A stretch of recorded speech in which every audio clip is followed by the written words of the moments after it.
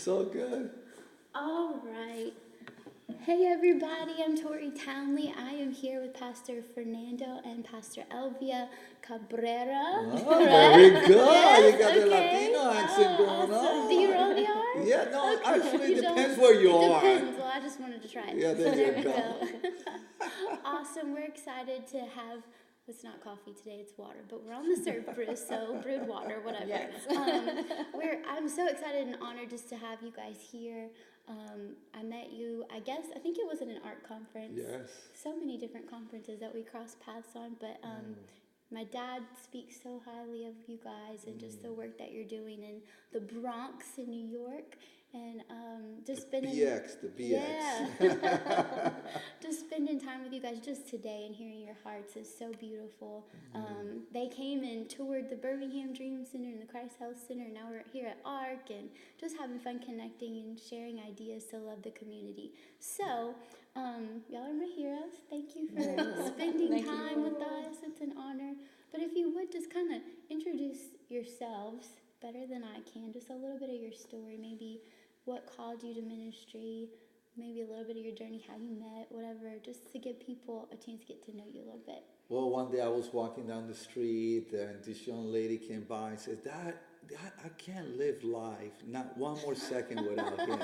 And she introduced herself and she said, I've been praying for you all my life. And I just kidding. Okay. That didn't happen like that. Not at all, not at all. That's not what happened. It was the total opposite. But first, Tori, thank you so much for the opportunity to be here today. The work that you guys are doing here is simply amazing. Our church has been transformed literally from the inside out, starting with us, to our leadership, to our people in our church, because of ARC and the great work that you guys are doing. Wow. Thank you. Sometimes I ask myself, how do I communicate that thanks? Because you can't even quantify it sometimes. It's more of a qualitative thing that you feel it, you sense it, you see the change, you see the transformation taking place in your people. Mm-hmm. And it's because of, that connection that took place with ARC. The branches, we're one of those little branches that came in and said, can you guys let us into that vine? And just started absorbing all that life-giving moments in our conferences and the relationships with your dad, with Dino, and everybody else. It's just simply amazing. So thank you so much.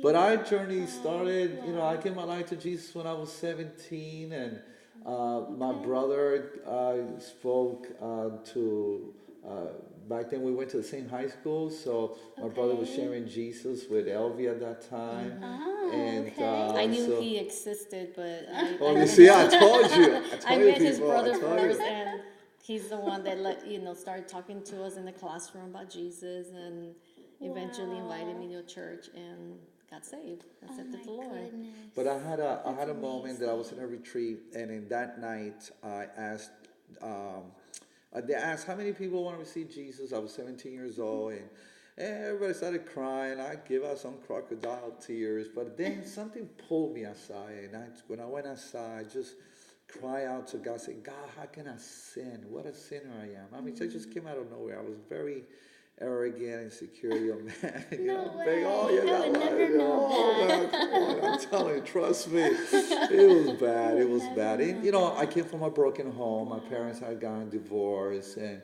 I didn't have that level of affirmation that a lot of young men needed that time in their lives. 4 boys. Me and my brother were the oldest. We're twins. And yes, that's it. I didn't tell you about that. Twin. He's actually a pastor as well. Oh, wow. Yes. That's wild. It is very wild. And so that night, I gave my life to Jesus. I was filled with his presence, his power.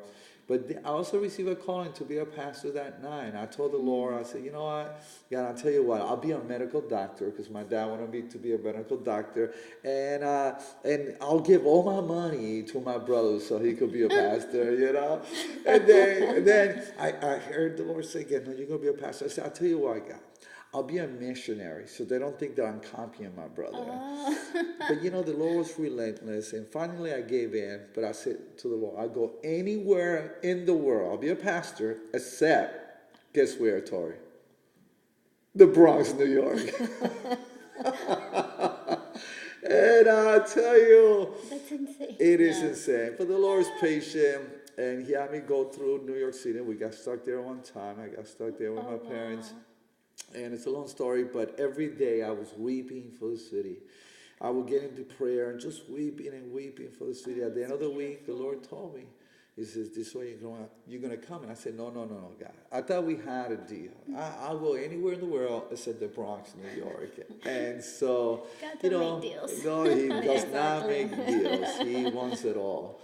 And, you know, and part of it was because I was younger, almost got jumped by a group of young people in the projects, in the Edenwald projects, one of the worst projects in all of the Bronx. Back then, Howard Cosell used to say the Bronx is burning. He was watching a Yankee game and he saw fires everywhere, and the gang problem, the crack problem, it started to get worse.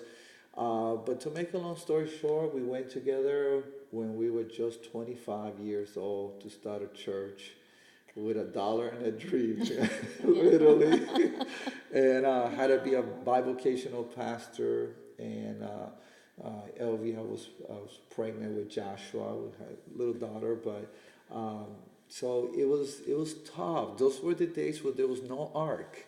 There was no support systems, and basically it was, preach and hope people would come in. We would work hard. And I was counselor, and then I became a college professor. But even with all that, working in the church, it was rather difficult. The first 13 years were very difficult. Let me tell you, one of the biggest mistakes that I made was to detach from other pastors. I had a bad experience early on with a pastor, and I said, you know what, I'm not going to work with pastors anymore. And I tell you, it was one of the worst mistakes I ever made, because I lost the opportunity to learn from others and to be connected, to be encouraged. But after 13 years, I said, I don't know what I'm doing. And I remember saying, from day one, my number one question was, how do you do church? How do you do church? It was a question that I could not get answered. Again, we would pray, we would preach, we would go on the streets and evangelize. Well, people would come in, people would go out. We had a certain amount of people, but it was tough. And we're in a tough environment, but no excuses. Fact was that we knew we were missing something. And some years ago, when we came to ARC and to grow, and I saw what was happening here, I had an opportunity to see it. People who were living it, who it was real. And one thing about New Yorkers, Tori, we like what is real. We don't like plastic fantastic, So, but so we had an opportunity to serve, our community. We have been able to work with people who had drug addiction problems, marriage problems. Since day one, since we started the church, everyone who has come to church, every couple who got married in our church and stay in our church, every single one of them is still married. Oh my gosh. I'm talking about 30 years. Wow. So we focus a lot on relationships. As a matter of fact, our slogan is where New Life is a place where real relationships happen. That's beautiful. And so we love to be connected to people. We have the small groups going on, and we love to serve the community. We also work a lot with men and women who have problems with drug addiction. We have a program in Virginia that we send them to called New Life for Youth, and so they could get their lives together. Some of them come back, some of them stay over there, or they go on with their lives and serve Jesus. But it's amazing. It's amazing. So beautiful. Those stories. So we're here, and then I got into Tori. I got into politics. I told her I'll never get involved in politics. You can't say never. Yeah, but Exactly. that's the Especially same you. mistake. I haven't learned 3 years later. Apparently, he Yeah. just doesn't like it when you say it. He doesn't like it, and so I became a New York City council member. Wow. And it gave me a platform. What happened was there was a couple of young people close by our church. They were not members of our church, but they got approached by a gang, and they thought they were part of another gang. They shot them. The kids ran. They shot them. One became blind. The other one got shot. He survived, thank God. But I saw that the electoral officials were not showing up. And I started to realize that you have an opportunity not only to serve in the church, but you could serve through this platform. That often I didn't want to deal with it because of the stereotype of corruption and so forth. But I ran. I had the opportunity to serve. Been serving there for 8 years, and we have seen unemployment rate go down. We had the worst unemployment rate of all New York City. When you looked at every council matter district, we went from 23.5%. Think about it. This is the United States of America, where a quarter of the people in my district were unemployed. And we went from 23.5 to 6.2. We saw murders go down 66%. We saw graduation rates go from 65 to 72%. So we started doing some changes from the inside out and involved the church and started getting the church very visible. Events like the Serve Day, that we taken the church out there and we put, I'm a fan. I'm a fan. I got my Serve Day shirt on. They're orange. They're orange. I'm going to send you one. I need an You don't orange have an orange one? I don't. I gotta have say, red. this is the coolest color. I like that one. I like that one. Orange. I may have to get a little tan before I put it on. It's okay. Come to New I'll York. stop. Come Yeah, to there New you York. go. There you go. But we've been able to fix parks. We've been able to get engaged in a community, whether it's going to people's home. Remember that time that you took your small group? We took my group into a great grandmother who's raising 3 great grandchildren, and she's like 79 years old now. Oh goodness! She can't keep up with the young kids and cleaning and cooking, so my small group went out and we cleaned her whole apartment. From cleaning out the closets, we went through every drawer, made the kids participated because we made them get rid of also the clothes that doesn't fit them, the shoes, and she was just happy as can be. We even changed her toilet seat because it was broken, shower curtains. Wow. This is a lady in the small group, or how did you connect to her? She is part of our church. Okay, so you knew it through the It was relationships. through relationships. Cool. So we did that. Wow. And until today, she still thanks us for it. We have a few people in the women's group that follows up with her once in a while. They go. I just had one recently go back to clean her apartment to help her.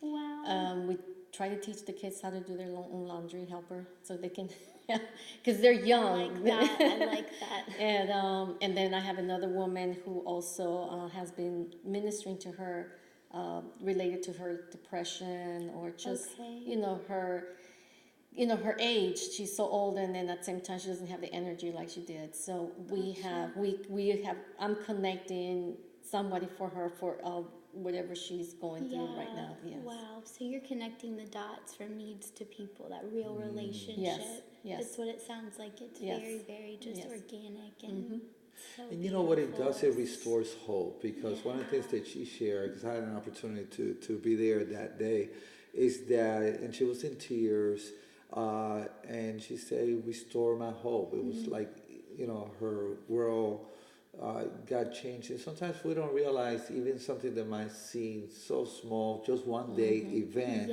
how it could restart their faith, their hope, and even their love and their vision for life. And there's nothing more satisfying and to love people. I have to say that is the secret, I think, of a joyful life, a satisfying life, is to love people, to focus on others, and especially the people that can't pay back. So one of the things we also do is we do a lot of missions, and so here's the missions lady right here. I Her mean, sweet she just spot. like wow. She glows Sometimes with I walk into my living room and I say, "What is that?" "Oh no, don't worry. That's just for this person." And, "Oh, this is gonna go to the next mission trips, and this is gonna go to Peru, Dominican Republic, Haiti." I said, "Oh, "Okay." She needs a mobile dream center. Yes, She I do does. need my dream center. If you guys want to donate, we have a cause. I'm going to start a fund.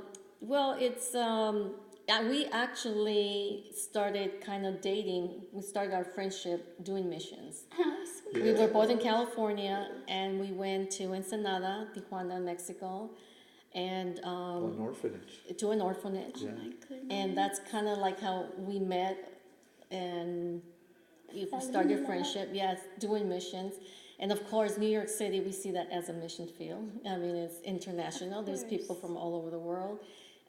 And then throughout the years after we started our church, we started developing, adopting, and starting churches in Dominican Republic Wow. and Peru. It's beautiful. But we do also visit Honduras with we network with other churches. And we have gone to also help an orphanage in Uganda. Oh, goodness gracious. These are everywhere. We love it. It's so much fun. I tell you, I love it. It's just so exciting to we read about this stuff sometimes, but imagine getting on a plane and then you go to Iquitos, Peru, and then you take a boat ride for 5 hours No into joke. the jungle, literally into the jungle. You can't get there by car. You can't get there by plane. You have to take a little boat, A little engine boat. yeah, that take you all the way in. And what it is, you have communities. You got a small community with 250 people, 125 people who have no medical care, who have, all they Government have. resources are very limited. School supplies, the government might just go by there once every 4 months and drops off a little pack of supplies. And not every village has a clinic, so the biggest village is the one that has the clinic, but then in the clinic they're also limited to medicine and resources, especially when there's an outbreak of malaria. Malaria is a big issue there. Wow. Even women, when they're going to have their babies, I said, when you're ready to give birth, where do you go? Oh, and so goodness. they calculate. Can you imagine? They calculate, they make arrangements weeks or sometimes months before they're going to give birth to go and stay in the city with a friend or a relative, just so they can be close by the hospital when it's time to give birth. Some have given birth in the villages. Yes. You have their so-called midwives that they just have learned through generation, and so it's a lot of work to put together a missions group, because we don't rely on government resources. It's all private, in-house. Our church, we pretty much start a year in advance, because we count on resources, donations from toothbrushes, toothpaste, baby clothes, shoes, sandals. So you have medicine. a year of supplies in your living room, a year's worth. Yeah. Fundraising. My goal is always to take teenagers, because I believe our youth, we can make a life changing in their lives if they get to experience something like that. It happened when we sent our kids. We sent our son to an orphanage in El Salvador, which I don't know what we were thinking, because it's so dangerous down there. But he was in an orphanage.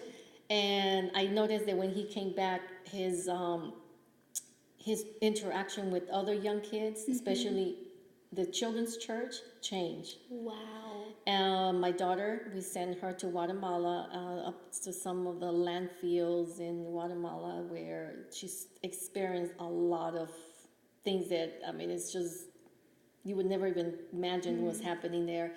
Came back different. Yeah, you have situations there where communities, they live by the landfill.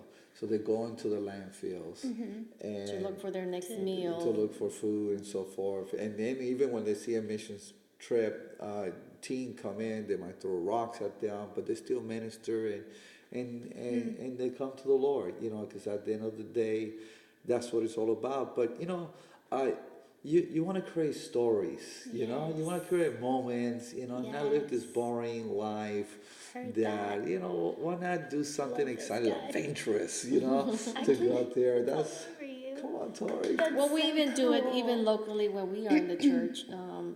There's flyers that take place. People need resources, and you go and you help. Emergency, like we had another. New York City, we've had several burning apartments, A lot of burning fires. Wow. A lot of people in shelters, homelessness, jobs. That's another thing we Literally. work on is to help people get jobs. In our church, 98% of people work. Okay. And so what we do, we network, and it's just become part of the culture of the church for everyone. If you get in, you help somebody else That's get in, cool. Yes. and just spread that. Because So there's it's nothing a more one-to-one depressing. kind of. There you Let me go. take you under my wing, kind of a thing. Exactly. That's Yes. cool. So okay, you guys are like so widespread. Just like your hands are in everything. Like you're taking on the whole world. It's amazing. So like what is your approach of like how you take opportunities? You know how to get involved with. You're on the city council. Oh my goodness! Like how do you know what steps you want to take? Because if I'm a new pastor, or I'm someone I have a dream in my heart, but I don't know. I want to change the city, but I don't know where to go first. Like what? You guys are widespread now, but when you were first starting, what are the first steps that you take? How do you know? How do The you find first thing, that that's a groove? good, excellent question. I wish I would have asked more of that question when I first started. and part of it's I didn't know who to go to, but I think you need to find people who are already doing what you want to do. Because Yeah. they didn't get there by accident. It wasn't luck. It was very intentional. It was very strategic. It was very thoughtful, prayerful. And so I would say to anyone who's getting started, find a mentor, find someone. That's great. And, ARC provides that, nationwide. We're so spread now, nationwide. And Right. now we're going international. It's so exciting. Yeah. Just to see Michael that. Smith. Yes.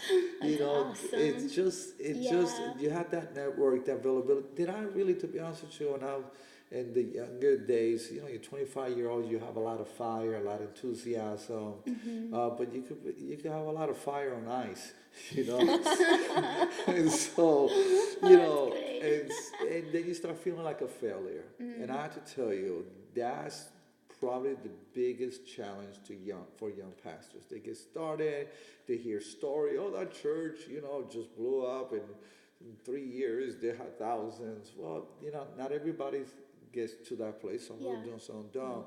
But the ones who take time to prepare, we do know that those who take the longest to prepare, and they have the right launch team, I think that's critical. Right now, we are working, starting the Spanish. Our services are in English, but multicultural church. We probably have about 40 nations represented in our church. But now we need to start a Spanish service. We had one before, and came to our conference and said, start a church. I said, okay, we'll start it. And that church is still thriving as of today. Wow. So, we took that challenge.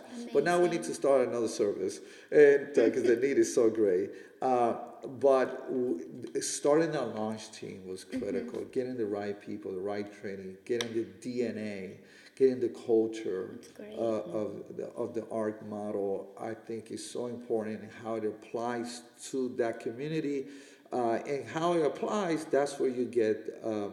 I think you need to get connected with the leaders. Take those pastors out to eat. Pastors love to eat. That's the truth. Say, I want to take you out to eat, And I had a young man.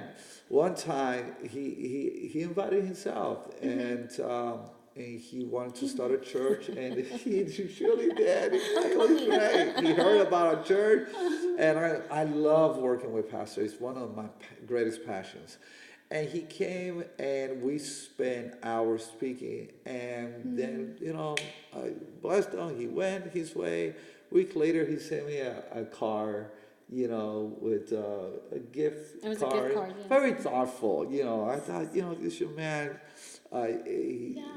he's thinking, but he was smart. He was meeting with all the key pastors in the city and just being able to absorb.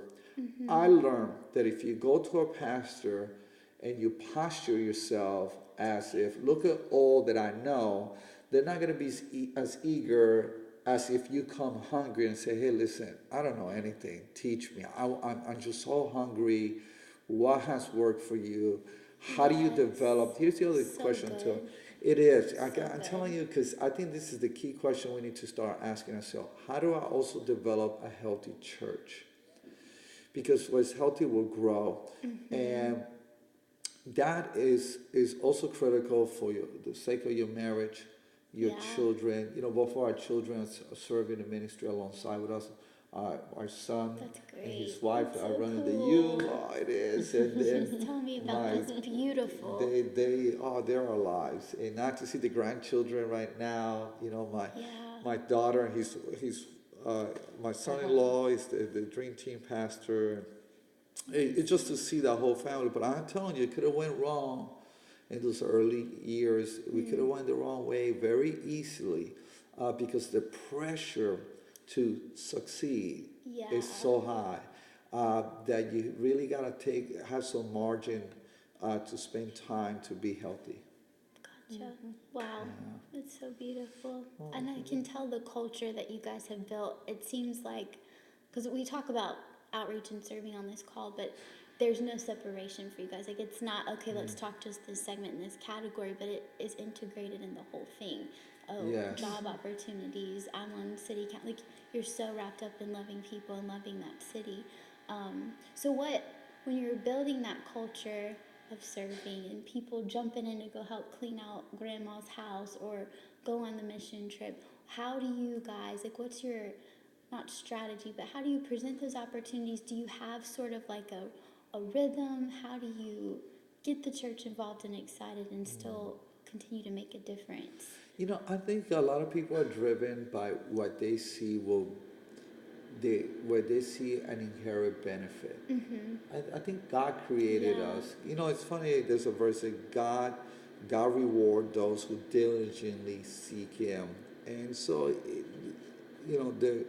there is an aspect where when people see the benefit of serving, and we were created to serve, we were shaped to serve, we were designed to serve, and when we see that there is an inherent benefit that God already put into, and it's also detrimental when we don't, that the key missing ingredient. I was thinking about what Jesus said the other day, that He said that the greatest should serve one another.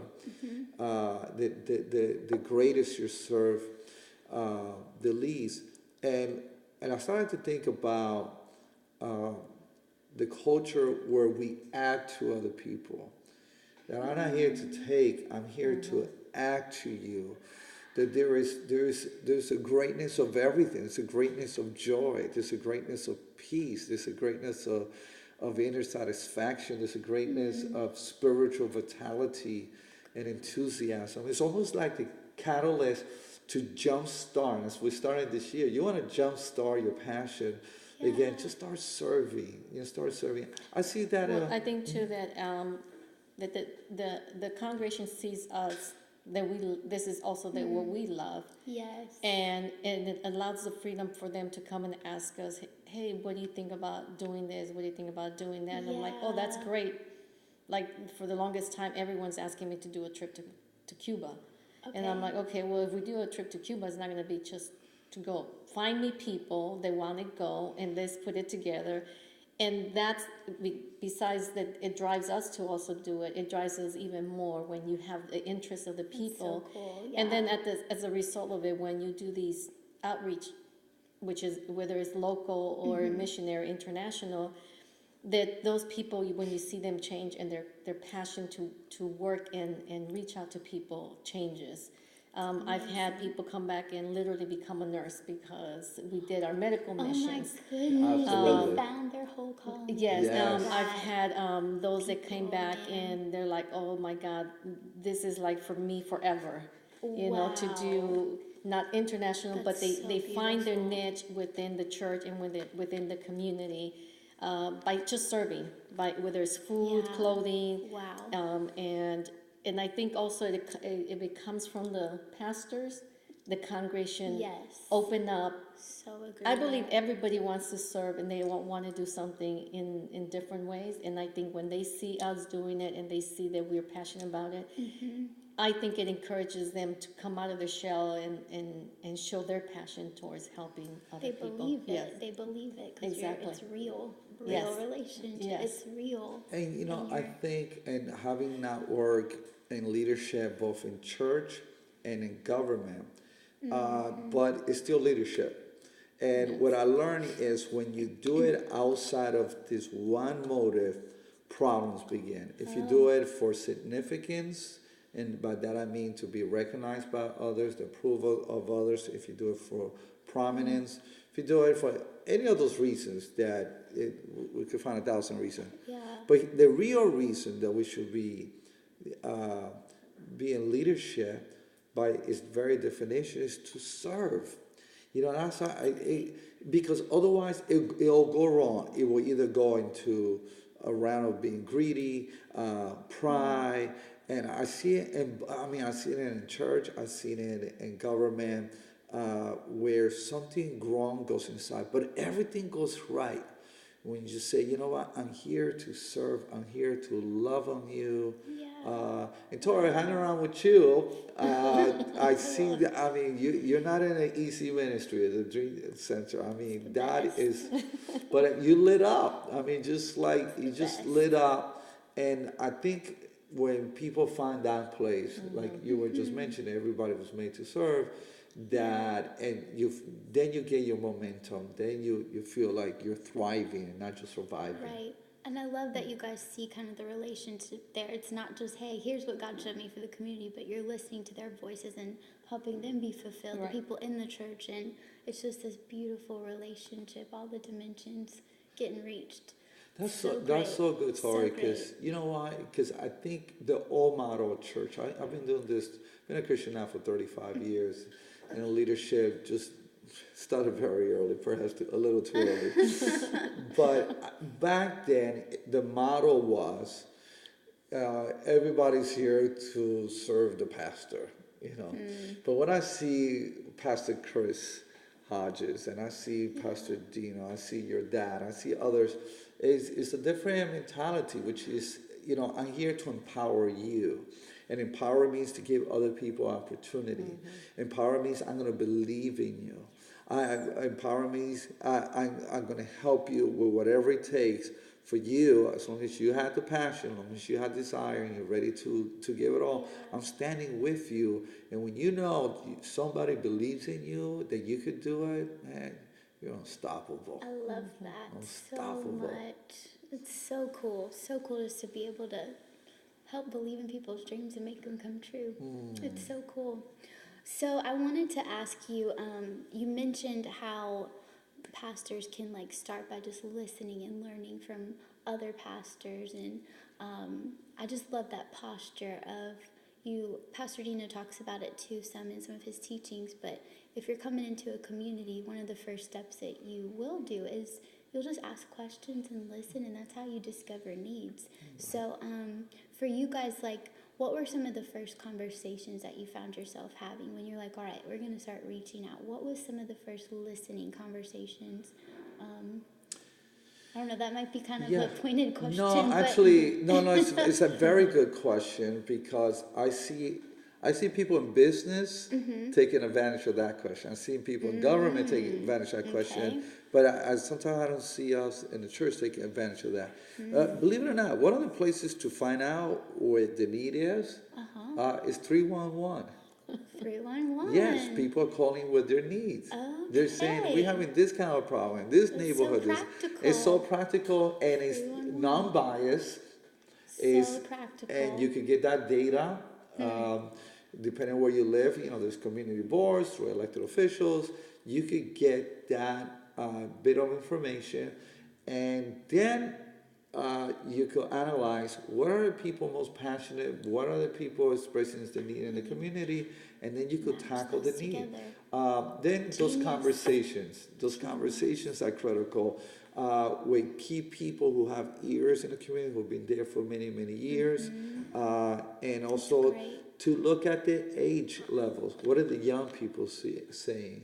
What are the people of the middle age and the seniors, what are they saying? Spend a day in a senior center. What are the seniors are saying? So good. So good. I love them.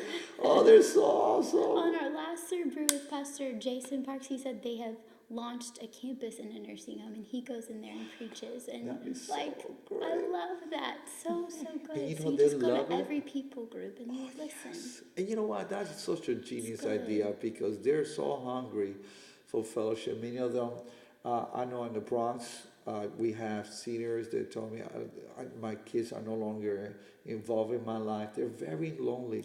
I think, for those who are thinking of going to the inner city, or large city, regardless, inner city or just large city, sometimes the stereotype is, there's so many people, you're going to make a lot of friends. The opposite is actually the truth. People tend to live very individualized life, and they're not connected. So you'll find, like in New York City, a lot of lonely people. Which is crazy. Isn't it? It's But really you crazy. can see it. But you see it in the suicide rates. Right now we see suicide rates go higher, though we've done very well when it comes to murders and so forth. But citywide, Latina young ladies are starting to commit a suicidal rate that we had not seen before. Wow. Seniors, even 80 and above, numbers that we had never seen before. It's just there's this disconnect that is taking place. And I think the church, we have the answer. We really do. But I always say 90% is showing up. If we just show up, it could happen. It structures the church to give people opportunity to go and to make a difference. Talking about seniors, I used to work in a nursing home for 8 years, so I got to learn a little. Yes. It can be sassy too. Yes. I've had my experience with some of them. But one of the things we did, we brought animals. We allowed them to have cats and plants. That's a great idea. Right, because remember, you're taking them from their environment. They could have a nice apartment. They grew plants, herbs, and now they totally are nothing. Now they're in the room with just a bed and a dresser. But a lot of our small groups, the women have gone to the nursing homes or senior centers, and they'll do manicures. That's so cool. Yes. My son, who is the youth pastor, he literally goes to the park and plays dominoes with these old and so that's how they create community, and they reach out to the young, the old, every age. And right now we're trying to create more of the small groups with the youth. Okay. They're right now they're social media and PlayStation, all those, right? So they're trying to integrate those small groups in with using that same, whatever those distractions that the world's putting there before them, the youth are trying to bring them back using that same bait. That tool. It's a tool if you use it right. Yeah, people already have, everybody has groups. So why not take those groups and bring them into the church? Right. So in New York, they love to play dominoes. I tell my people, hey, you like to play dominoes? Why don't you bring all your domino people, bring them together, you already have it, and then just open a small group and then just, have a time for the word and a time for fellowship, and then you have those connections. You just bring them in. Everybody has those groups. So we even have a small group called I've been trying to get to the gym. I bet that's popular Yeah, too. we had the we lady. had- we She were- had she had one that was very interesting. I think this one tops it all. Is how to make Mexican food. Very popular. Yes, we learned I how to would make join that Mexican one. That food. sounds But good I right tell you now. what, it was in that group that during those informal time on cooking, they were talking about how they were abused as a child, they were sexually Wow. molested, Oh, their wow. trauma they experienced in their lives. And so sometimes, they're not going to do that when, In the church know, service. what is verse number, Of chapter course. 1, verse 1. And I love that. I mean, I'm heavy into that. But sometimes it's when people's guards are down that whatever's in starts coming out in a very trusting, Yeah, protective trust. Environment. It's a listening environment. Well, the so world's it's doing it, changed. like you go to a cafe, you sit with your friends, and you drink coffee, and that's what you're doing. Right. You're sharing, So whatever just- you go. So why not in the church? Yeah, The same. amazing. Starbucks for Jesus. Just jumping in. Life's there. You're jumping and injecting hope into it, and that's amazing. I also love that you're so involved in the city council and just listening to that and being an influence and not shying away from. A lot of people maybe would be intimidated by something like that, but just to be bring a voice to it and be an influence. I think that's so cool. So I was gonna ask you guys. I know we're kind of getting to the end of the call, but if you could pick 3 of your favorite serve opportunities that you're doing, or things that you've done, or just what would be 3 of your favorite unique? I know you shared so much. I know, let's limit to 3. That's so hard. I need 5 hours with you guys. We need to write a book.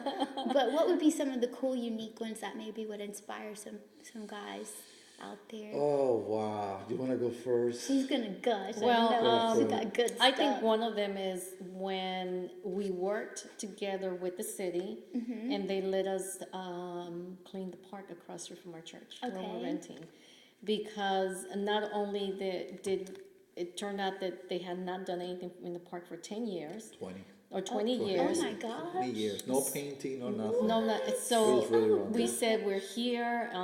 The workers. It was a testimony to the person that oversees the parks, and then the workers. When we they came in, they dropped off rakes and bags, and just for them to even see that we were so happy to clean and paint. That was a testimony. I think that was great. because the neighborhood and the people around us got to see that. And then people stop us, say, great. hey, who are you guys? Right. said, While wearing "What?" our orange shirts. Yeah, and then we invite Orange them. shirt. Yeah, we invite them. Which you're gonna get one. We're gonna guarantee you're gonna get one. But we had an opportunity to have people come to church, which was great as a result of that. It wasn't even intentional, but again, love is attractional. Yeah. So it pulls in. One of the things that we're doing right now that is being very impactful is to help the situation in Puerto Rico. Okay. We love It's our huge. church. Oh, it's just huge. monstrous. Yeah. We've been able to take working alongside with different organizations, and Pastor Dino was very, very, I have to tell you, very, very helpful here in bringing resources to Puerto Rico. We're talking about in the hardest hit areas. We had an opportunity to go, Tori, to places that not the military, not FEMA, nobody had gone to. We were crossing rivers in trucks. It was talking about adventure. That was an adventure, Wow. and it was a bit dangerous. But I look at Paul's life. I mean, that to me is crazy. that's an exciting life. Yeah, no kidding. We had to live the life that we could say, you know what, put it all on the table. It's time to go Yeah. home to Jesus. I had no regrets. But we Yeah. brought 99 generators over there. We fed over 10,000 people, people who were not getting water. We even brought no electricity. To this day, 50% of the island has no electricity. Insane. So that's been very, How very. did you get the access to there? Like you have It partners? was. 'Cause It that's was. good. They just got on the trucks. You know, Okay. I and had they to tell drove you. up The there. Holy Spirit transported you. You know, I had to tell you, you're not too far from the truth. Before we left, we said we want to have a supernatural trip. And I have to tell you Pray for that that next time. it works. Because God wants to display. I think this is the essence of prayer. God, here's the need. Now display your glory. He wants to show Wow. his glory.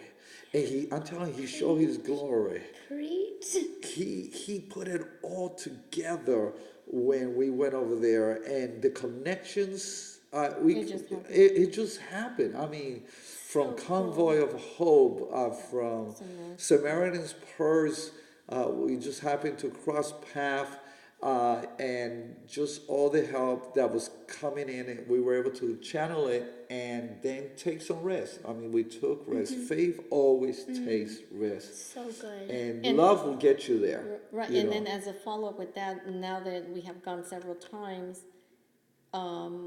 I got to deliver these generators, and I would say 99.9 of every single person we deliver them, they just cry. And the first thing they would say, God is real. Oh my gosh. You know, we never asked them, are you a Christian or not? But they were just like tears in the eyes, and they're like, God is real. Oh, And just the family, they helped us with the storage and drove us around because they know the back roads. And the mother of this particular person who helped us, I didn't tell you this, but just said that she just with everything that she has gone through in her life this past year, she was just shocked of how we just came to give and serve, and which is someone who's not serving the Lord, but very much like her heart just has been open to more of the gospel. Golly.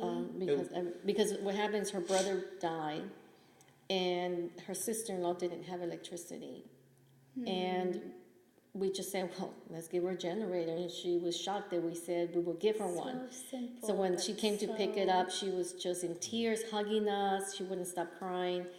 And to hear back that her life has changed as a result of just us being there and showing love to somebody we never met. That willingness to go. Oh, wow. I think another project is that has been very significant for our church in terms of getting back to your question is feeding the homeless and the needy. Such a special one. And to do it, and I know this is dear to your heart because you lived there. You picked this one for me. Yes, I did. Yes, I did. But it's real. It's very real. I tell you, our people, they love doing it. And here's what I love about what they were doing in our church, is that it wasn't about New Life Church. We work in conjunction with other churches. I love that. And so that much. is the key, and we, there's certain churches that they specialize in giving clothes, or when we have clothes, we give it to them. Regardless of what it is, we try to find we love to empower. Like I was telling you, my car is the... Your living room and your car. Right. So if I have something, I'm like, I'm going to that church. I know they Same. give away this, and I know that church, and that's what we do. We And work then when with she other fills churches. her card, I open my trunk and say, where does this stuff come from? I'm so glad. I was worried about her riding in my car because mine's like filled with stuff. Oh, I was like, not I'm yours- so sorry, it's not an yours outrage is- call. She's like, mine's full. I was like, okay, good. No, I would have been worried if it was clean, because then I said, like, Is your heart okay? yeah. You still love Jesus? Okay. If it's Oh, clean, so I mean, funny. you're not, So much fun. there's so much fun I love stuff that that. can be done. So I just love the excitement. Like, you guys feel the energy. Just, you're so in love with each other and with life and with ministry. I know you probably have your dark days, but I just think it's so contagious. And I really think that there's a piece of it that you're still in touch with people directly. Like, I know there is a lot of pressure, and I say it a lot, but when you start a church, there's a lot to keep the doors open. There is, but I think probably your fuel is just that fulfilled those stories and those one-on-ones. Like everything that you guys have shared has been connected to one person, not just here's the big picture, but you can zone right in. And I think that's so important for any leader. I think this is my personal conviction. Some people might not agree with it, but I think you've got to at least look people in the eyes. Like you have to at least look one person in the eyes, because that's where Jesus is. I like, love that. you can be behind the computer and do the big picture planning. That's great, but make sure. And I think you guys, I'm so inspired. Like, you're senior pastors, you run a church, been in ministry for however many years, and you're still just thriving on going to Amazon in a canoe and bringing chickens. We're gonna take you. I'm coming. We're gonna bring our chickens and all. Yeah. I'm That's great. I'm serious. Oh, it's so beautiful. Thank y'all for taking time. Is there one word of advice that you would leave people with who just want to learn and grow and love in a city? One word. Well, one word. So one hard. word. So Yeah, hard. tell a It can be pastor a one sentence. word. One thought. You One can have a word. thought. Well, you know, Paragraph. to love is to serve. You know, Ooh. to love is to serve, and to the magnitude that, and to the degree that you serve, you're loving Jesus. So let's good. love Jesus by serving. Good. You know. Miss Elvia, what you got? Well, I can go on and on. I know it's so hard. I'm sorry. I think just, like you mentioned, when you see the person's eye to eye, is that when you keep your eyes on Jesus, you get to see what Jesus, the reflection of the love that he has for his children in the world. It will reflect to when you see the... Yes, I believe that with all my heart. I do believe that. You know, Tori, if I could do the bonus round here. Yeah, okay. He's like, wait, I have more. You know, I noticed when Jesus used to pray for people, right?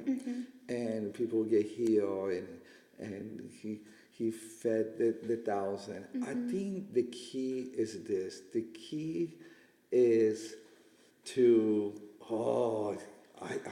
I'm getting ready to make. I'm ready to make a dramatic point here, people. But ladies and gentlemen, the moment of truth. We have been joined by the master of all pastors, Dino the man, is in the house. No, they're in the house. NYC is in the house. Come on. Thanks, Pastor Dino. So I was mentioning that what was the key to Jesus bringing healing? Because that's what we're doing, whether through feeding the homeless, whether it's through a dream center where you're providing healing, is to love on them. So now when I pray on people, when I'm giving somebody a hug, whether, whatever it is, just that the whole idea, I think Jesus was like, let me love on you because the Father is going to love on you through me. And I think that was where Jesus' heart was at, man. That's it. Love all That's it. I over. better stop. Love all over. She loves you. Oh gosh, I could sit with you guys for hours and hours, and I'm sure everybody watching wishes we had more time. And for real, like if people who were really inspired by your story and just the ministry you're doing, they wanted to reach out to you or your team, maybe, what would be the best way for them to get in touch? I think the best way is just go to New Life Bronx, New Life BX, New Life Bronx. That's how we do in the Bronx, okay? Don't panic, don't panic. It just means the Bronx. So newlifebronx.com, and there, you can get all the contact information is there. Awesome. So they can find specific info. What about ideas. social media? Can we follow you we're on guys? Facebook, Facebook. New Life BX. No, it's New Life Outreach International Bronx. You see us. New Life Outreach International Bronx. Okay. I'm glad she's here. That's what, she's my helpmate. I need her. They're over here holding hands. You can't see it. They're cuddling, rubbing each other's little leg. Lovers. Jesus, loving. There you go. Love on everybody.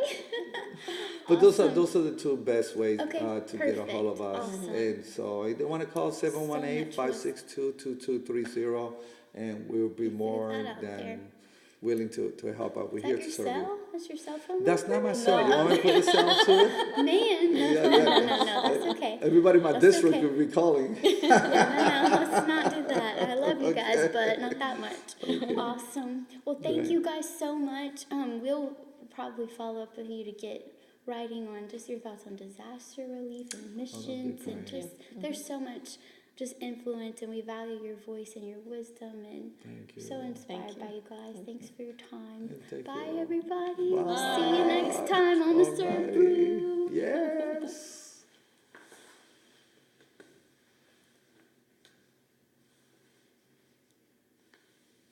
Is that what it's called, SERVEbrew? That is what it's called. Sorry, you're a good interviewer. You guys are good interviewees. No, you're very good. You know, I host TV and Salsa, and I also have a Spanish show.